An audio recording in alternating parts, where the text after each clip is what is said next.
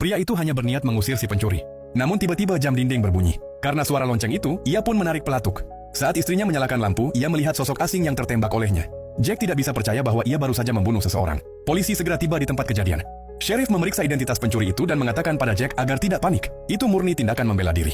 Untuk menyelesaikan kasusnya, Jack harus ikut ke kantor polisi untuk membuat pernyataan. Di dalam mobil patroli, ia masih terlihat terguncang.